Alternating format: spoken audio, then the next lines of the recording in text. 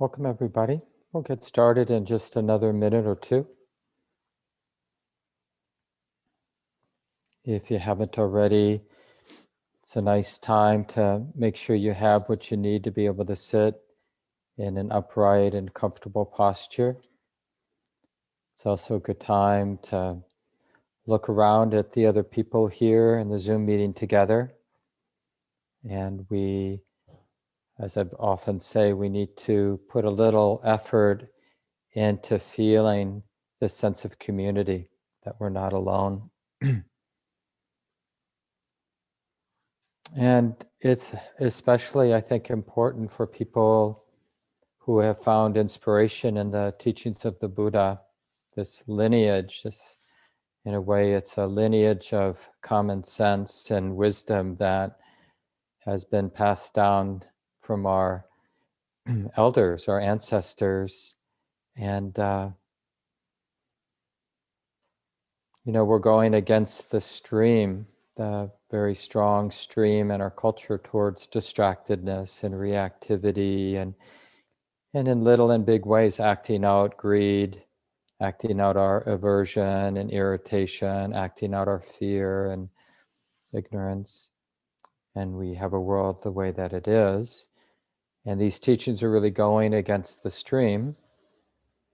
So it's nice to take the time just to scroll through the Zoom meeting and realize that there are other people who are interested in these teachings. And of course, throughout the world, not everybody's on the Zoom meeting, of course, but just to feel like we're part of that very deep and wide river of humanity, people interested in waking up, seeing things as they are, aligning, aligning with the truth of things. And I've been sharing a reflection on the refuges and precepts right at the beginning, these last few weeks, since the beginning of the year, just to give people some examples of how you can make the refuge and precept ceremony something very real and ordinary, accessible for yourself, even when you're practicing at home, when you're doing your morning sit or something like that, to take a couple minutes and to do this reflection. And as I just mentioned, we call that taking the refuges and precepts. And it really just generally is taking a moment to reflect on what my deepest aspirations are and what has my life revealed to me, shown me that is a true refuge. And we don't expect to get it right or to have perfect clarity. So that's why the taking of the refuges and precepts is an ongoing activity. We want to just build in, whether you do it every day or you do it once a week or once a month or once a quarter. But it is worthwhile to weave it in to our rituals of practice so that we bring it to mind. What am I doing with this life? What is really the issue at hand in this human life? What do I aspire to? And so, I'll paste now the refuges and precepts. I have a link which you can just copy if you want. And then you can open that up at another time, or feel free to open it up now if you want. But I'll just model how you might do that in your morning sit, where you raise the question, what can I take refuge in? What has my heart discovered is somewhat trustworthy when I turn to it? And then we remember the sort of traditional formulation. I take refuge in the Buddha, the Dhamma, the Sangha. And we reflect on, well, what does that mean? I take refuge in the Buddha. I take refuge in this capacity that's here and now to be awake, for the heart, the mind to be open, receptive, for the heart and mind to be clearly aware, curious. From this place of humility, this deep wish to see what needs to be seen, what hasn't been seen clearly yet, to learn, to wake up. So this is what we mean by Buddha, wakefulness. And I take refuge in Buddha waking up to Dhamma, Dharma, the way it is. So Dharma, Dhamma, two ways of that word that means the way it is, things as they actually are. This nature of the mind and the nature of experience that comes and goes. So we're taking refuge in Buddha, waking up to Dhamma, and living from that place of intimacy of Buddha, being awake, being intimate, being sensitive to Dhamma, the way it is. And the third refuge is Sangha. I take refuge in Sangha. I take refuge in living this life, engaging this life, showing up from the wisdom and the compassion of Buddha knowing Dhamma. Because Buddha knowing Dhamma, waking up to the way it is, it tenderizes our heart. It's hard to be arrogant and mean and neglectful when we're waking up to the way it is. It really brings all the wholesome qualities in terms of how we relate and how we engage to the fore. And that's what we mean by Sangha. So Sangha doesn't, we generally use it as spiritual community, but it really means this beautiful way of engaging that comes from being connected, from this place of humility and connecting and responding moment to moment from that place of being interested and connected to what's moving here and now, both internally, what's moving in my heart, what's going on in here, and what's going on out there in the world around me. And then we take refuge. So we take refuge in these Buddha, Dhamma, Sangha, and then we undertake the 5 mindfulness trainings, the precepts, which is a resonant, powerful commitment to non-harming. I undertake the training to refrain from any participation in killing and harming through my thoughts, my words, my actions. I undertake the training to refrain from taking what hasn't been given. I undertake the training to refrain from causing harm through my sexual activities. I undertake the training to refrain from causing harm through my speech, to speaking what is false, or holding back when something needs to be said. And even idle speech that doesn't need to be spoken can cause some harm. And finally, the 5th precept, I undertake the training to refrain from intoxicating this heart and mind because I value clarity. Not being clear is a kind of both spiritual danger, but just in a functional way. We need clarity to navigate our lives.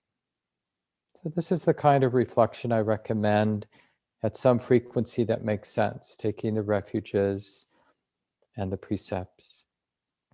And like I mentioned, for those who just came on, I put the link in the chat, and if you don't have it, I'll put it out again before we end today. Good, so let's settle into the sitting time now. Take a couple of longer, deeper breaths as a way of more fully coming into the experience of the body, a kind of coming home. Slowly and gently filling the lungs, slowly and gently emptying the lungs. Take your time.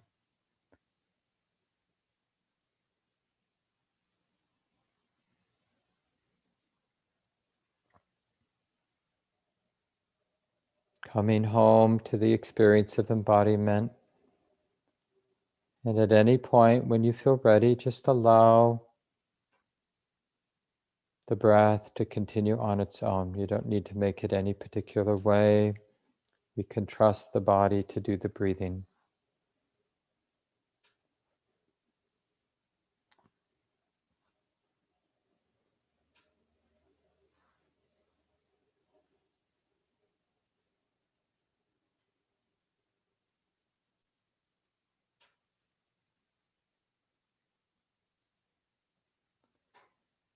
And taking the spirit of the refuges and precepts that we just reviewed, and just seeing this openness with the present moment, with the body sitting, the breathing body, what's here and now. This is the place to manifest the refuges and precepts, this commitment to non-harming, and these commitments to being awake to the way it is, and allowing beautiful qualities of our heart to come out of that intimacy. So just this simplicity, this willingness to be intimate with the body, the sitting body.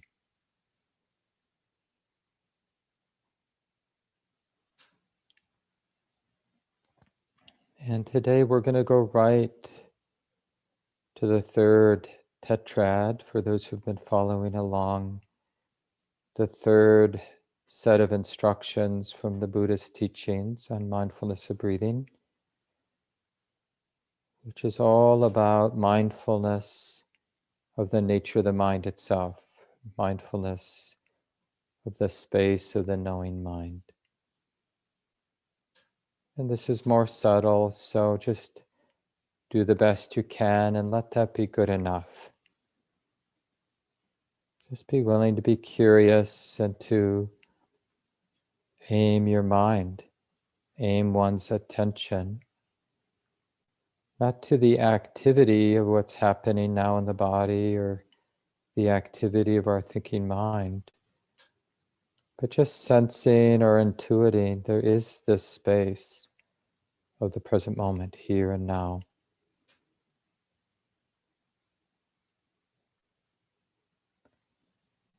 And of course, a lot of activities are expressing themselves in the space of the present moment. Sounds, sensations, thoughts, reactivity, whatever.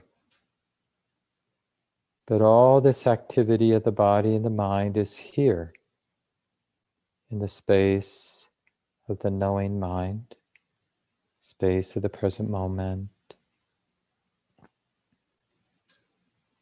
And just do your best to keep this in mind, the sense of space of the present moment.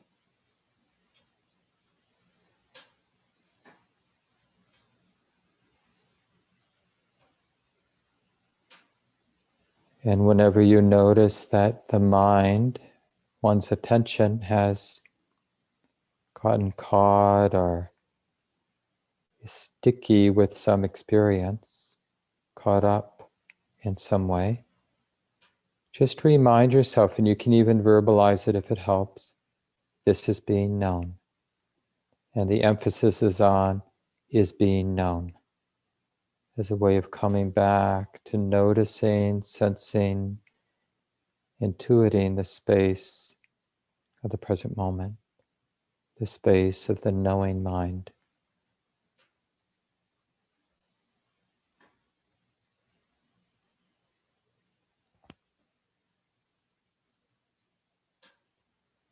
And the Buddha's specific instruction here,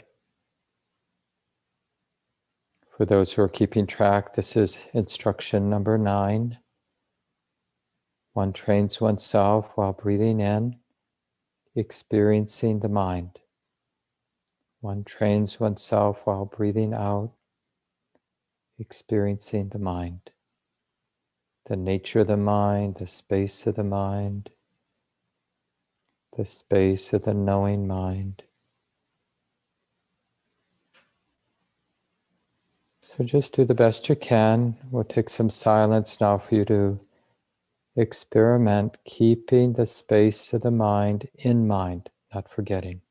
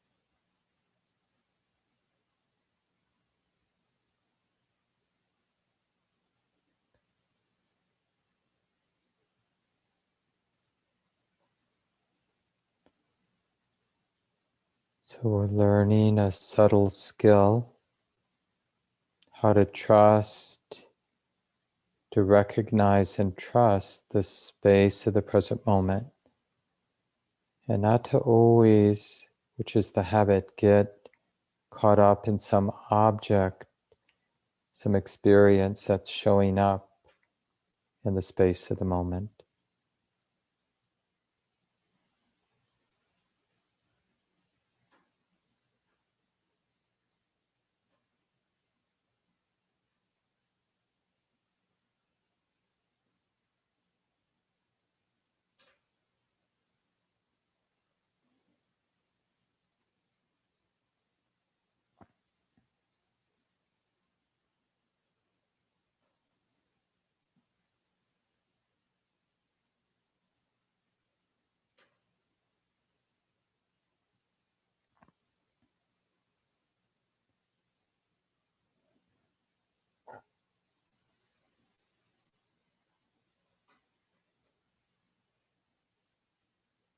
So we're learning to be curious about the space of the present moment, the space of the knowing mind, not what the knowing mind is knowing.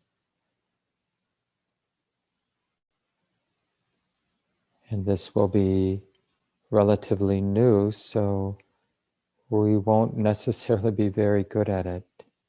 So we need to persist in a gentle but persistent way.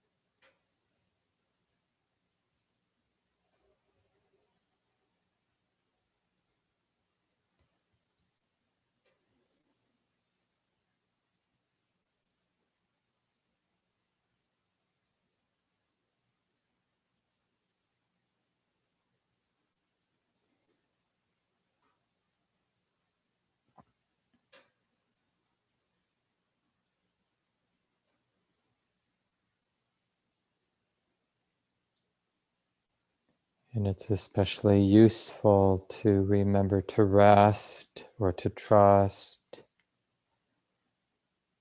And you're always welcome to experiment with some meditation words, even repeating the Buddha's instruction, training myself as best I can, breathing in, experiencing the space of the mind. Or you can just shorten that to space of the mind, knowing mind, or something like that.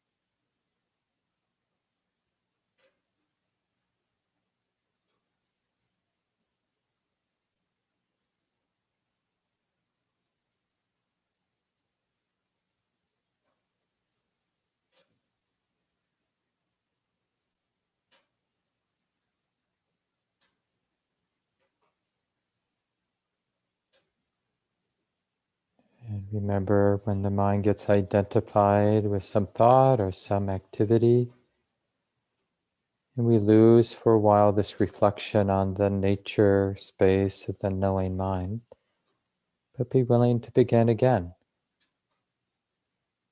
There's the activities, the experiences that are being known, and then there's the space of the knowing mind.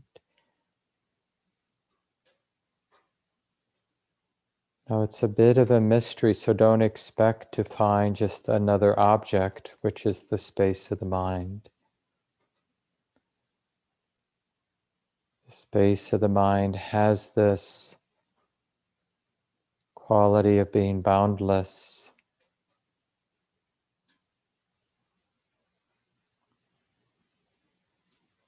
absent of activity.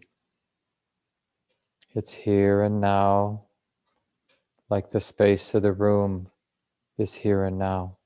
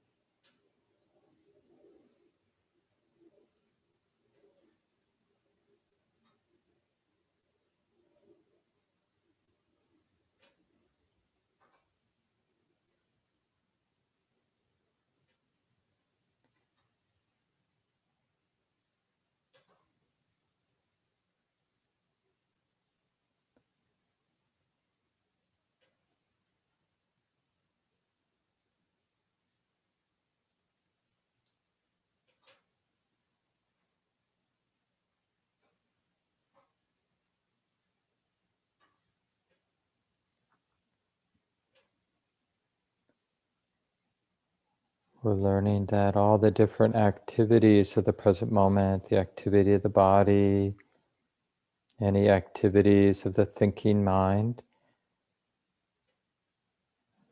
we're learning we don't have to attend to them. We're just remembering that they're being known here and now. We're learning to appreciate this vast, boundless, still and quiet space of the mind, space of the heart, here and now. So step 10, the Buddha says, one trains oneself while breathing in, gladdening the mind. One trains oneself while breathing out, gladdening the mind, appreciating this space of the mind.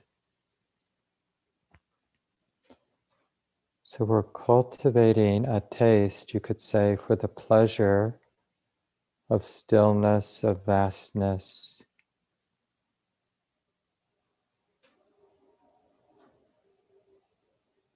Not the pleasure of some experience, but the pleasure of the non-attachment, which is really this resting in the space of the moment. Instead of looking for some experience to make me happy, we're finding happiness in resting back in the space of the knowing mind, regardless of what experiences are coming and going. So this is step 10, breathing in, gladdening, appreciating the space of the mind, breathing out, gladdening, appreciating the space of the mind.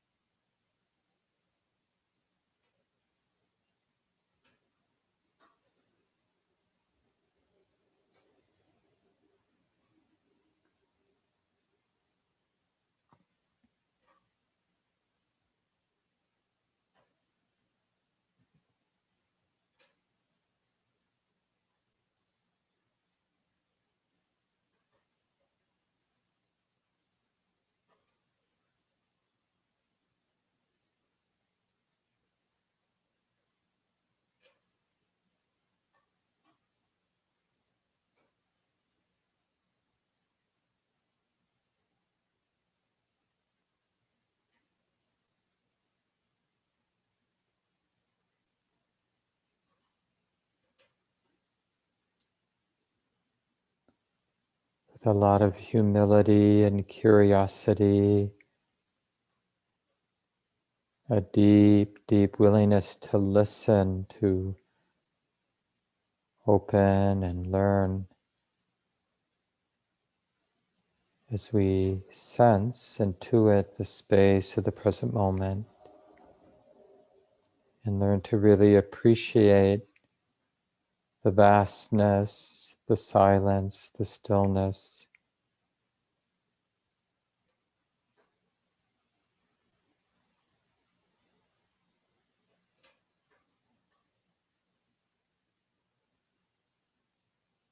How the knowing mind isn't stained, isn't corrupted by the different experiences that are known, that come and go. It's always very simple and pure, the space of the heart.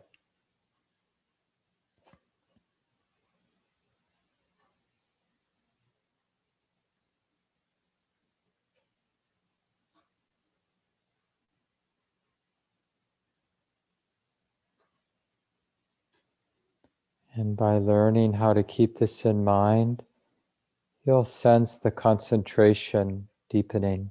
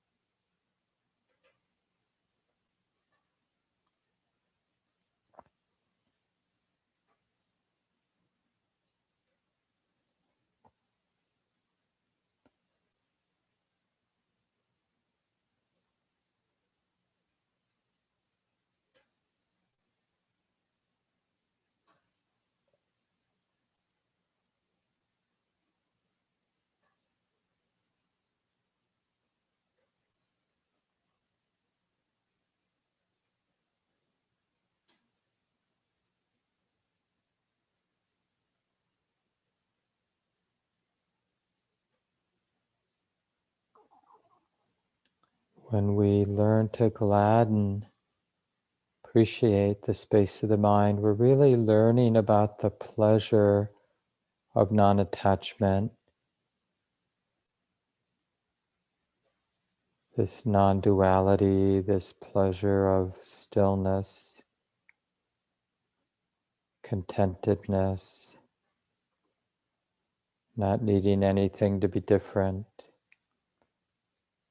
And this confidence comes from learning how to rest, learning how to trust the space of the present moment, the space of the knowing mind.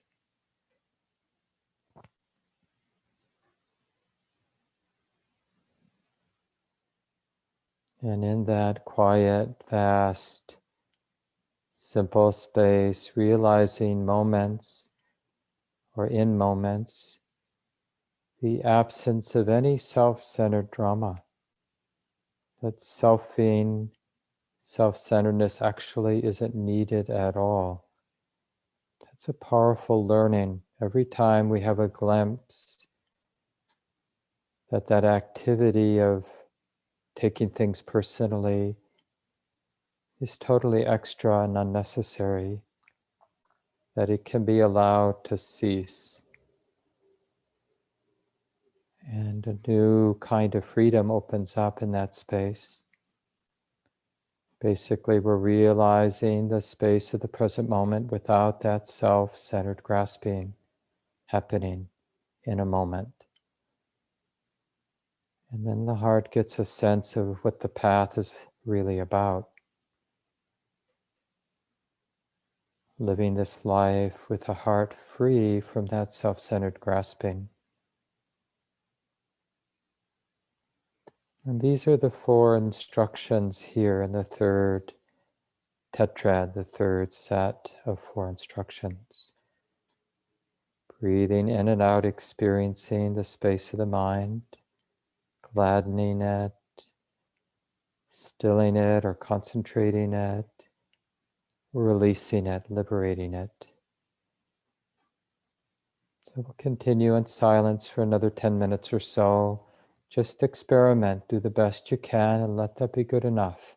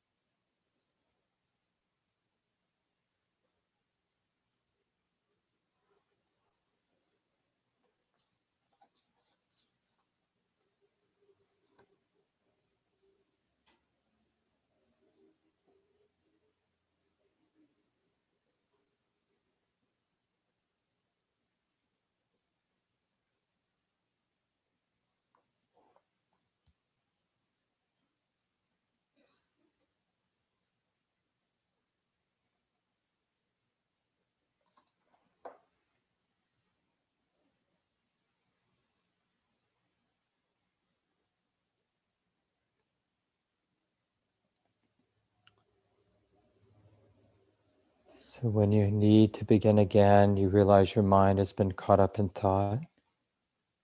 Take a moment and just realize there is a body. And if you can, just having a wholesome, intimate, non-controlling relationship with the body.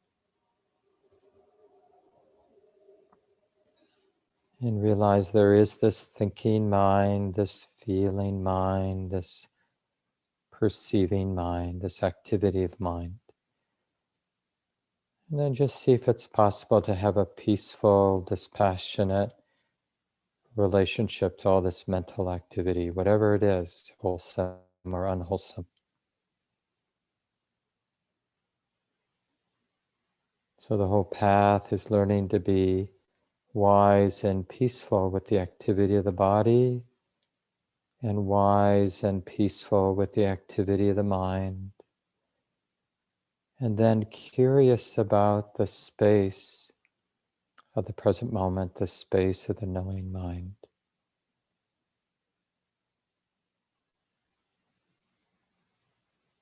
Learning to be, in a sense, in allegiance, learning to trust the space of the mind. Really appreciating the quiet, the stillness, the vastness. And with practice, the mind is essentially empty, doesn't require any selfing, any I making or me making. In a way, it can be unformed. And this provides the flavor of freedom that the Buddha points to.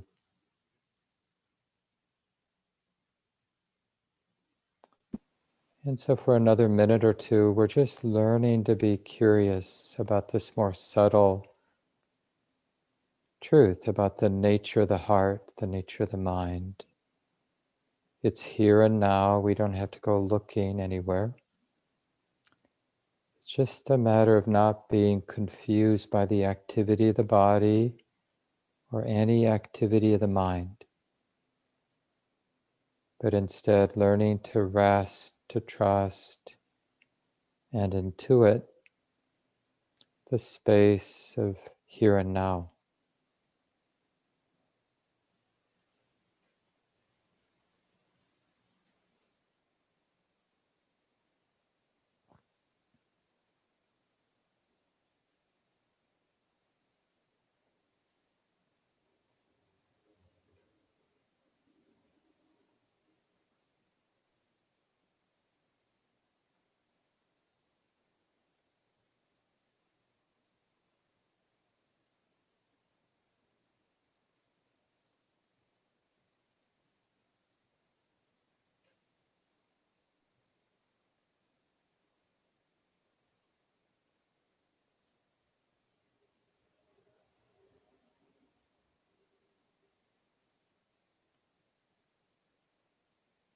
Nothing needs to be forced.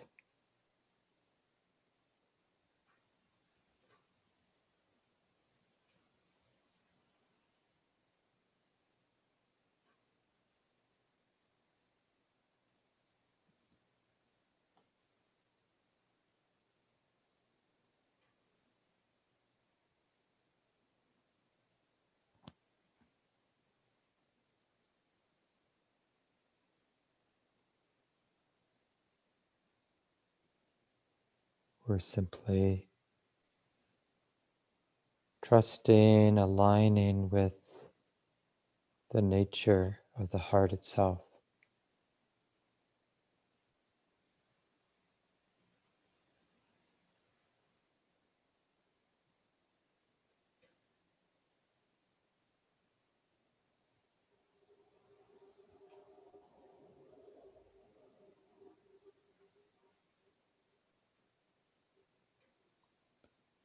Nothing whatsoever needs to be grasped, needs to be clung to.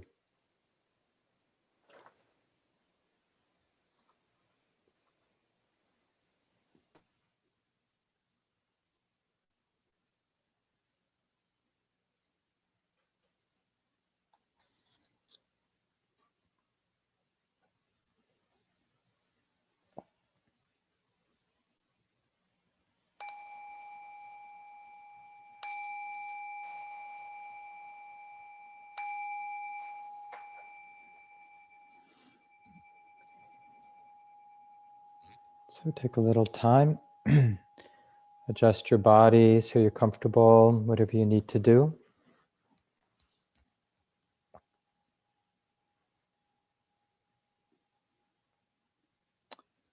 And again, Deep welcome.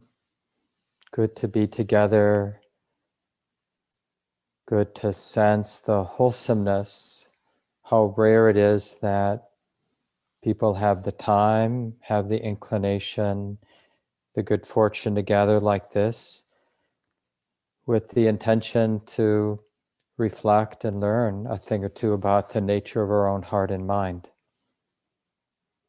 And really, there are many tragedies in the world, many injustices, but one of the tragedies is how much of the time we human beings are just running around and feeling quite okay about being oblivious about the nature of the mind and heart. We're just too busy doing the next thing, surviving basically. So it really is a privilege to have this time together, to be reflective in this way and to be able to cultivate this practice. And for people who are stopping in for the first time, welcome. And we've been looking since January at this very well-known discourse from the Buddha, the Anapanasati Sutta, the discourse of breathing in and breathing out. And it's really an all-encompassing set of meditation and life instructions that the Buddha gave. And so we're kind of moving our way through, and we're now in the third set of 4 instructions. So 16 instructions in sets of 4. And just to review, because it's really good to generally at least memorize, because it really is an outline of what we do with this human life. We use our heart, our mind, our experience to make peace with the body, because there is no happiness as a human being when the heart or mind hasn't made peace with the body. Whether we want it to be this way or not, we are embodied. We're related to this sensitive body, tethered to this sensitive body, right? And this body sees, it hears, it smells, it tastes, and all these sensations we feel. So these are obviously the 5 physical senses. These senses are getting activated all day long, even when we're deep in sleep. Ears hear, eyes see, smell, nose smells, tongue tastes, skin feels. All life long, impinged endlessly by sights and sounds and smells and tastes and touches. And the mind, the thinking mind, has opinions about all of this exposure to the 5 senses, right? And we call this exposure this almost endless habit of liking and disliking.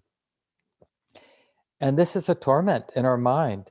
You know, we're sitting on a bench and somebody walks by, we can't help but have an opinion of liking or disliking that person based on superficial things like the age we assume they are, or the kind of clothes they're wearing, or the gender we imagine they identify with, or the race, or the class, or whatever sort of way that we evaluate that person. And then we have a liking or a disliking or ignoring, all kinds of conceits, being better than, worse than, we're probably the same as that person. And this is true with everything we bump into. We have opinions about everything. And even the opinion, like, I don't care enough to have an opinion about that, that's our opinion about that experience or that object. And all of this is tormenting to the heart because it's endless busyness. So we start by embracing the reality there is a body. There is a sensitive body, a feeling body, a hearing body, a seeing body. And the first 4 instructions are really about the calming effect when we're breathing in this all-inclusive way. Basically, that 3rd instruction is breathing in, saying yes to the body. Yes, there is this body here and now. Not my idea of the body, but the actual experience of this exposure through the 5 senses. And of course, in particular, the sense of touch, but the other senses really are impingements, much like the sense of touch, the tactile experience. Breathing in, yes. Breathing out, yes.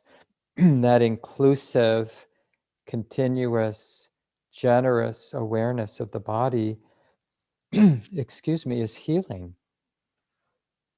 And that healing is experienced directly, immediately as a pervasive or growing and ultimately pervasive calm through the body. And it's not like all our bodily injuries have gone away, but the mind is relating to the body, to the experience of the body in a really generous and kind, inclusive way.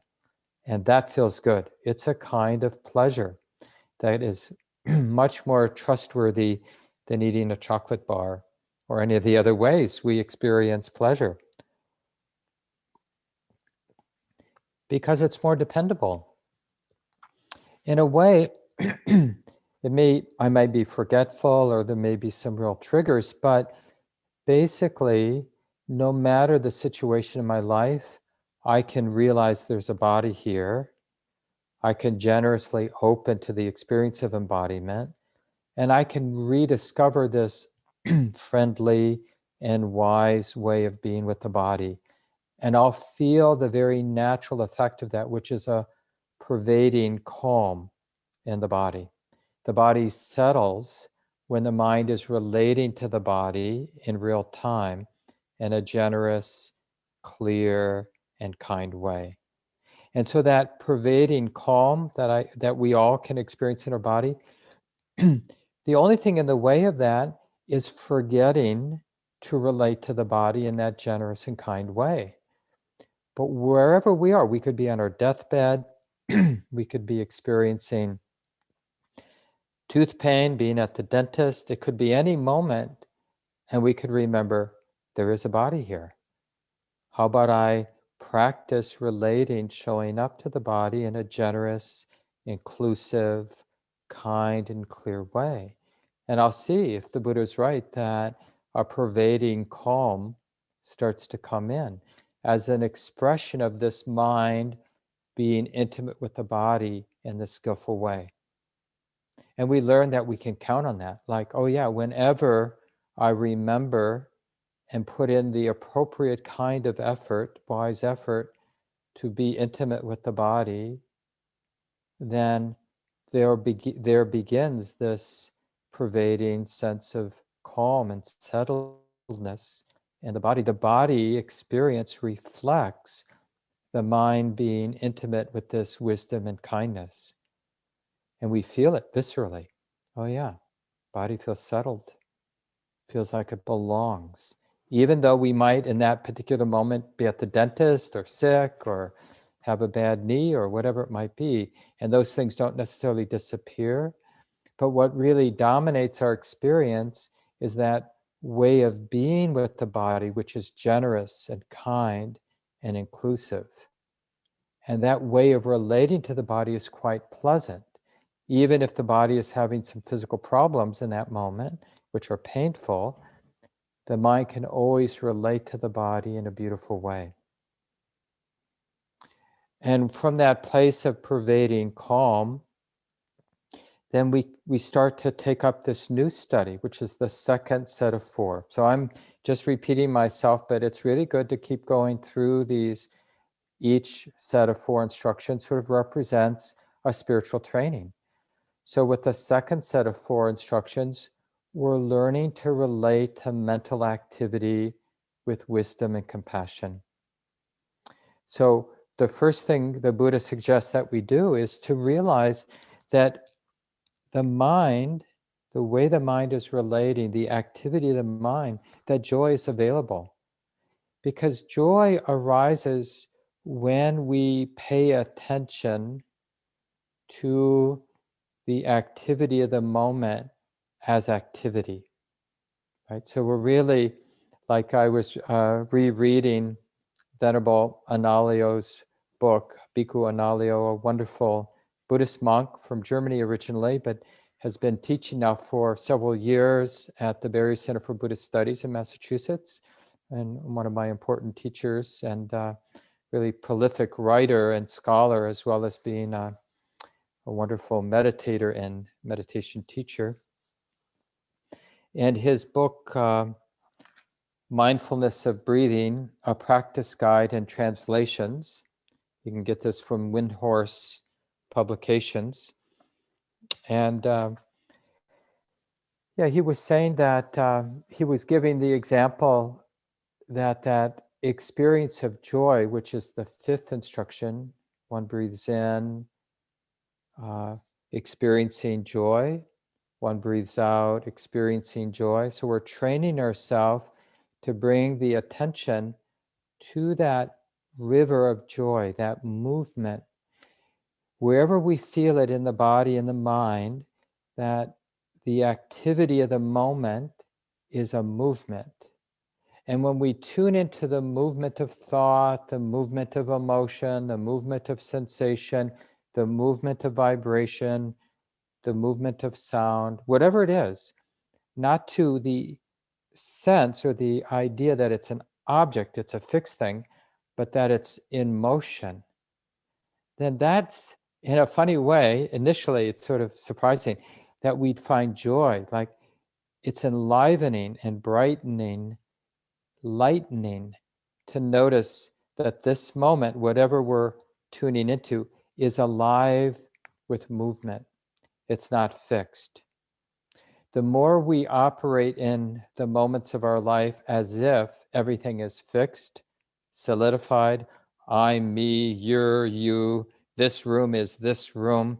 So the conceptual overlay of Mark, of you, of room, Zoom, Sunday morning practice group, these ideas create this overlay that seems fixed and solid and unmoving, which is why a lot of the times we feel dead and oppressed and burdened by life, because life isn't actually that way.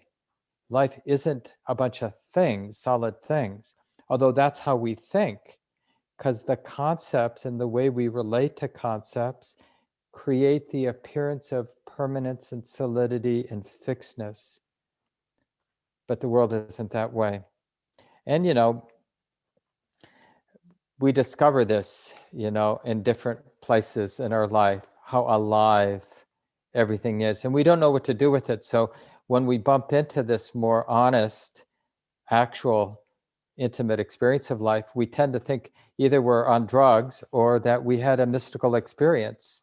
And then we get fixed about that and, turn it into a solid thing like, oh, that was an amazing peak moment I had. Let me put it in my journal.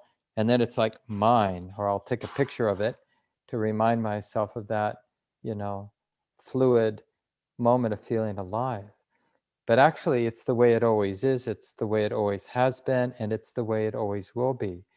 So the fifth instruction is just the strong encouragement to train the heart to pick out flow, movement, basically experiencing little threads or little places in the present moment where the mind isn't imposing in an oppressive way my idea, my fixed idea of what that is, but it's in a more receptive mode. So it's noticing that experience is in motion. It's changing, it's flowing, it's expressing that movement of causes and conditions. And the heart's response to that is to delight.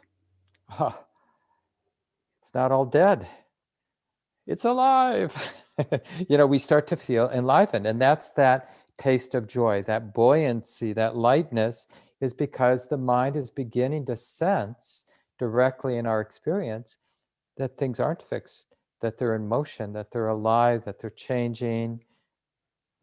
Like Thich Nhat Hanh says in one of his writings on impermanence, this is this very well-known, powerful teacher, Thich Nhat Hanh, Vietnamese Buddhist monk. And he has, this is a very rough paraphrase, but thank goodness for impermanence. It makes everything possible. And that's a little bit what the beginning of joy is realizing that because life experience is always alive with change, it's sort of, however damned or doomed we feel, that's still emotion. It isn't like a fixed truth, like, oh yeah, I'm really screwed. I've done these bad things in my life, or I'm old and I didn't train my mind and now I'm totally screwed. And we can be seduced by those ideas. So instead, we want to keep in mind the joy, keep it in mind. And the more we keep it in mind, the more we see how alive every experience is.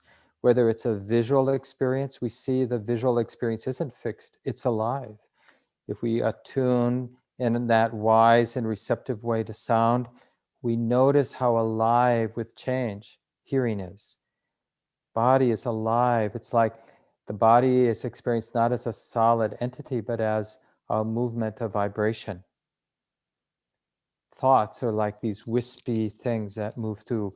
Emotions are like waves of energy moving through the sensitive heart. Everything's in motion. And that non-fixedness or the non-friction, the non-resistance of those movements is what I would call joy. And the more we attune to the medicine of joy, the more the heart that's basically living in constant fear, the heart starts to relax. And we call that relaxation ease. The heart is basically beginning to trust more and more the present moment. And that's that feeling of sukha, or ease of heart, contentedness. This is okay. Maybe this is okay. Maybe it's okay to relax. Maybe it's okay for the heart to start to peel away or abandon its armor, its defensiveness, its layers of fear. Maybe it's okay to be empty of defense, empty of needing to control. And so we're, in terms of making peace with the activity of mind, we really emphasize keeping in mind the joy, keeping in mind the ease. Then what's left is the heart really feels like, you know what, I think I belong in this moment. So that hunger to get out of the moment to, oh, if only, then I'd be okay, but not now. But now that changes. So you could call that contentedness. But the effect is the mind is much more not in need of thinking to plan my escape from this present moment, or how to defend myself, or how to get rid of, or get, or dwelling on how screwed I am. So all of those normal avenues of thinking, it's like, don't need to do that because I feel like I belong, I feel content. And so the way then the mind begins to relate to any mental activity that's there is with a lot of dispassion, because we don't need the thinking mind to get the heck out of it, get the heck out of our life, or get the heck out of the moment, to fix things, to control things. So then we can look upon the mental activity in its subtlety and its grossness, however the mind is thinking and worrying and planning and feeling and perceiving, and all the different ways that mental activity happens. We could just see it as very much like I was talking about with the body, like a flow of sensations, except now it's a flow of mental activity, like the sound of birds at the bird feeder. Somebody left the radio on. It's just mental activity. It's just perceiving. It's just what the thinking mind does. So with a lot of dispassion. And this allows the thinking mind to quiet. And that last, the eighth instruction, breathing in, breathing out, experiencing the quieting of the mind. The quieting of the thinking mind, the quieting of mental activity comes because there isn't part of the mind that's looking to thinking to get me out of trouble or to get me to where I want to go. So the thinking mind gets quiet. And then that allows us to work with the third set. And that's what we did during the guided meditation today. And I just want to step back a little bit because we're using inner pleasure to guide the whole path. So with instruction 4, breathing in, experiencing the calm, the pervading calm, that's a kind of pleasure. And then the joy in the 5th instruction is a kind of inner pleasure, the ease. Now with the next 3, so this would be 9, 10, and 11, for those who are keeping track. The 9th instruction, as we did during the guided meditation today, breathing in, experiencing the mind. Breathing out, training, doing the best we can to experience the space of the knowing mind, the space of here and now. And if you try too hard, you're chasing your idea of what you think the Buddha means by the space of the mind, right? So it's more like resting back, because whatever the space of the mind is, it's here and now. So whenever we're going somewhere to get there, you know that ain't it. Because you've just, the thinking mind has constructed an idea of the space of the mind, and then it's sort of trying to find it. But the space of the mind is here. And the gladdening, that's the next one. So that's 9, and the gladdening is 10. So one trains oneself as best one can, breathing in, gladdening the mind. Breathing out, gladdening the mind. So this is like the Buddha saying, honey, really tune into this most refined of pleasures. It's the pleasure of stillness, the pleasure of vastness. There's something about the knowing mind that is essentially pure. And I know that word pure is a bit loaded. We've got some baggage about what we mean by pure, but there's something about the nature of the knowing mind that really reminds the heart about the reality or the potential of non-attachment, non-grasping, non-controlling, not interfering, not forcing, not doing, and not even intending, right? But these habits of doing and intending and controlling and fixing and forcing, they're pretty pervasive in our habit energies, right? So as I mentioned in the guided sit, don't expect this to be easy. We're really learning something brand new. I mean, unless you've been doing something like this for a while, this is going to be new territory where we're relatively settled because we've made peace with the body, we've made peace with the thinking mind, the system, the body-mind system is pretty settled.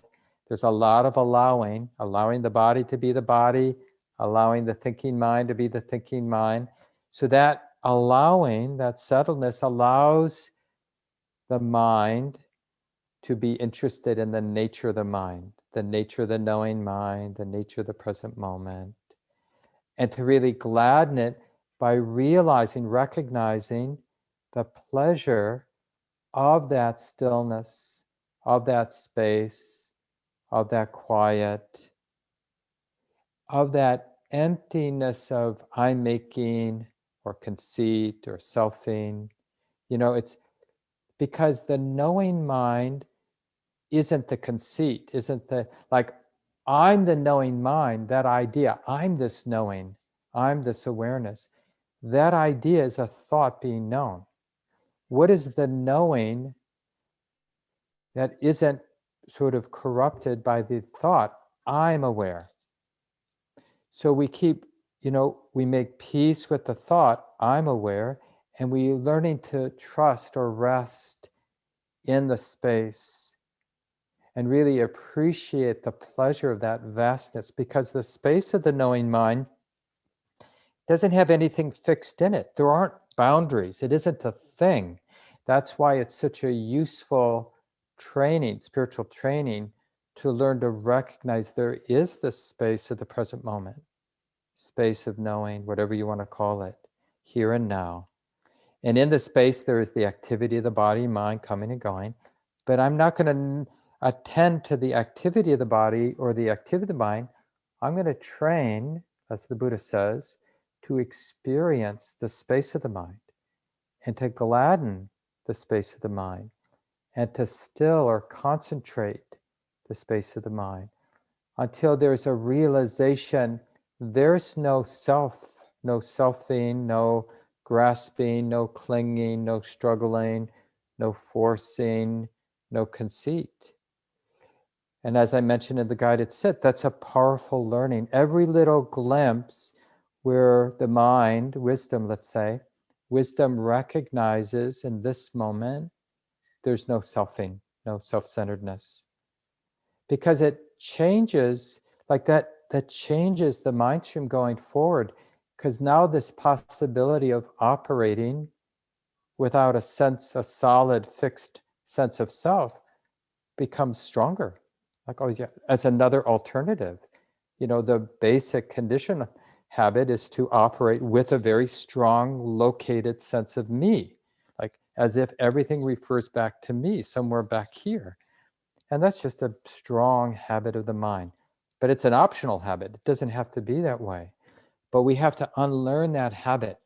And these 16 steps is the Buddha's way of unlearning that selfing habit and realizing the freedom from that.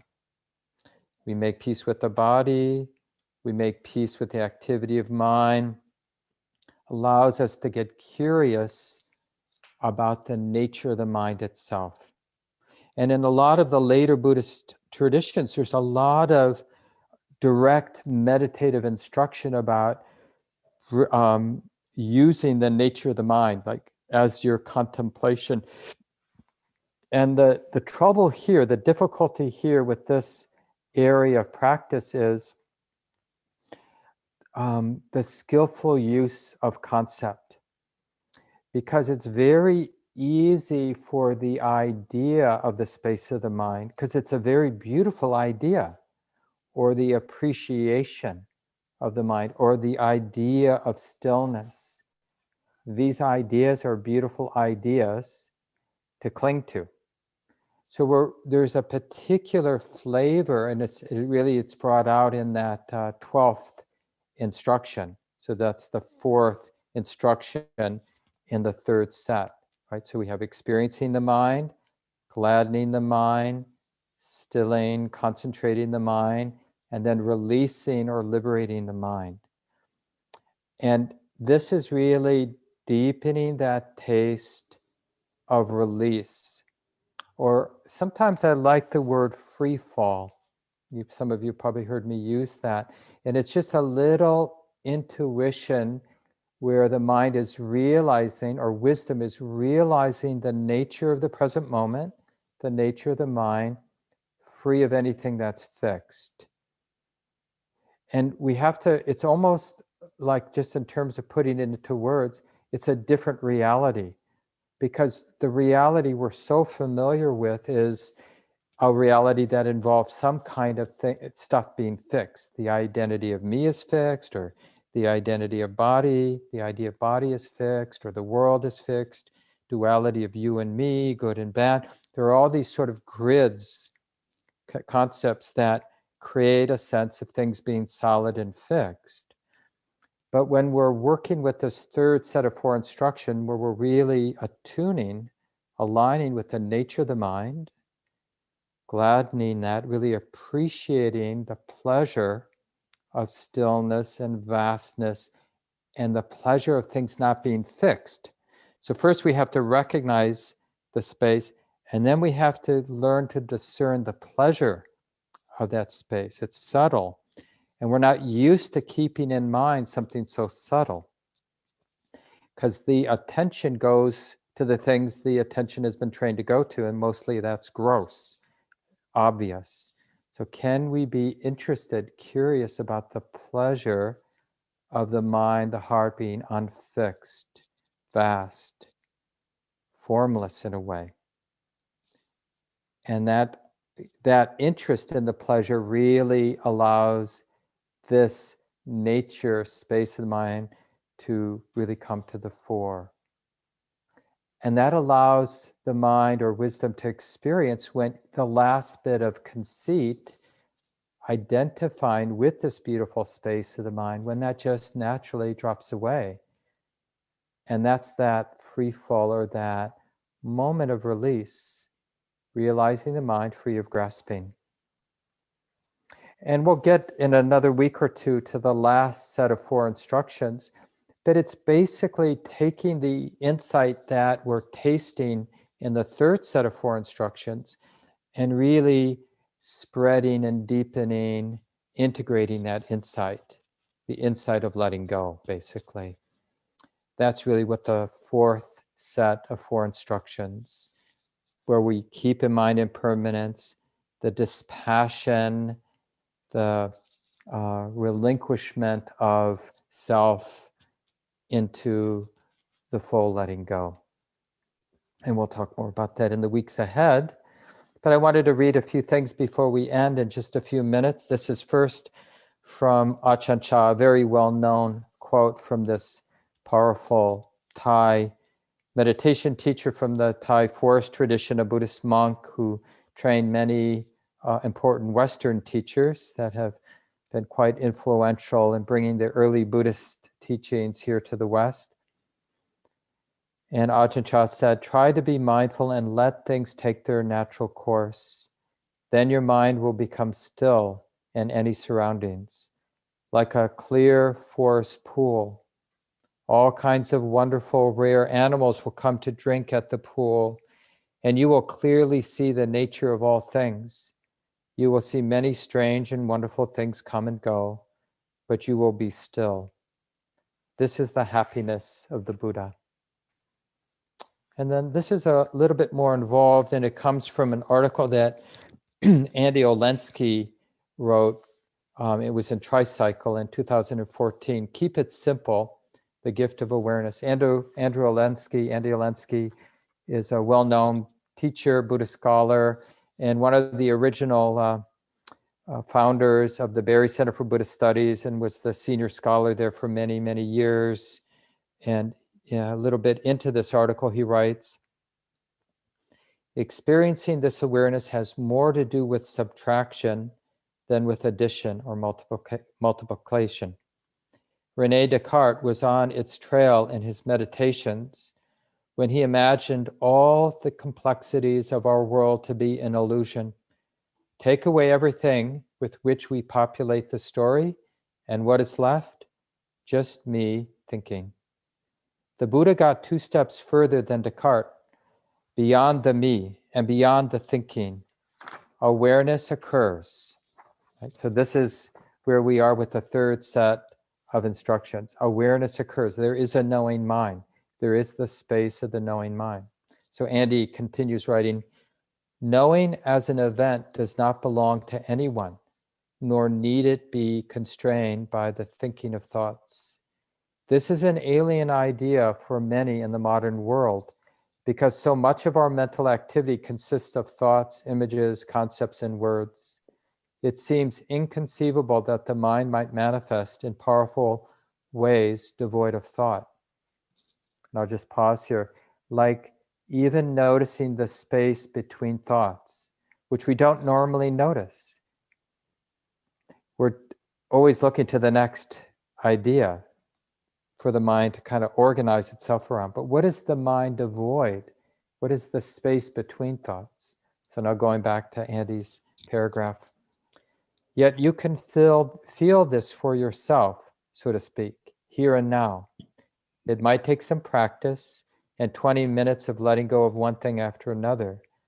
But the simple event that is consciousness, that unadorned episode of awareness, is accessible to direct experience, like the dimmest of stars in the night sky.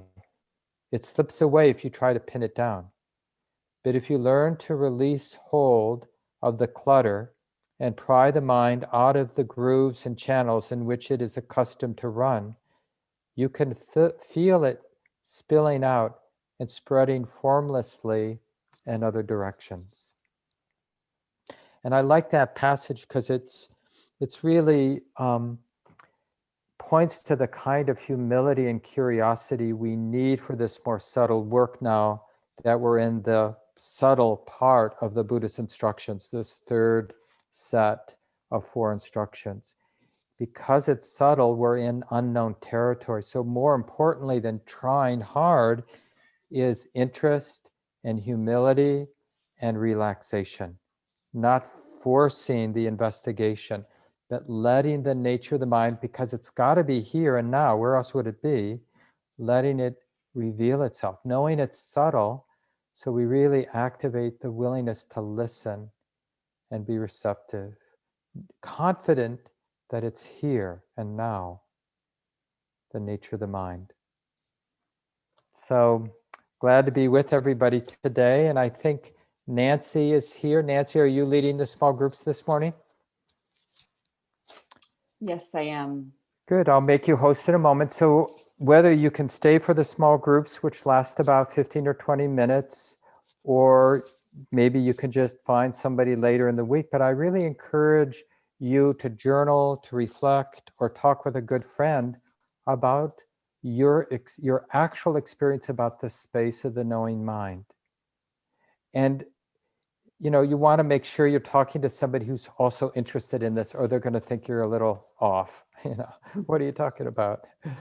So that's an encouragement to stay. When Shannon and now today Nancy lead and organize these small groups, they're just very sweet times to gather in groups of 3 or 4, introduce yourselves, give everybody a chance to speak, really stay in the experience of your body as you're listening. It really helps create a nice, safe space for people to share. And then take the last 5 minutes just to have an open back and forth discussion after everyone's had a chance to share a little bit. And of course, something else may be up for you, and that's fine. But if this is an intriguing topic, then just talk about your own response to what I said or your own experience in reflecting on the space of the mind and that pleasure of the unfixed, vast, still, empty nature of the mind. And a couple of announcements. Shelley Graff, our wonderful associate director, will be leading the day-long retreat on the 27th. I'll be leading a retreat through IMS with Kamala Masters and Steve Armstrong on the Mahasi tradition. I think there's still space if anybody wants to do that 4-day retreat. And the big new thing is Win Fricke and I. Win Fricke is the other co-founder of Common Ground, one of our wonderful teachers and my beloved here on Valentine's Day. And we're doing now a practice check-in on Sunday afternoons, 4:30 to 5:30, probably every Sunday afternoon. And today's the first day. So we do it Sunday at 4:30. Stacy McClendon and I do it Tuesday at 12 noon. Shelley Graff does one on Thursday at 9 a.m. And Ramesh Sairam does something similar twice a month on Saturday morning at 10:30. So these are smaller groups with a lot of space for people to ask questions and just to discuss the nuts and bolts of our practice. So join in any of those 4 opportunities, to be in community and to talk about how the practice is going. So I'll make Nancy the co-host. I'll say goodbye to everyone else, but please stay around if you want to join in with the small groups. Have a good week, everybody. Wishing you safety out there.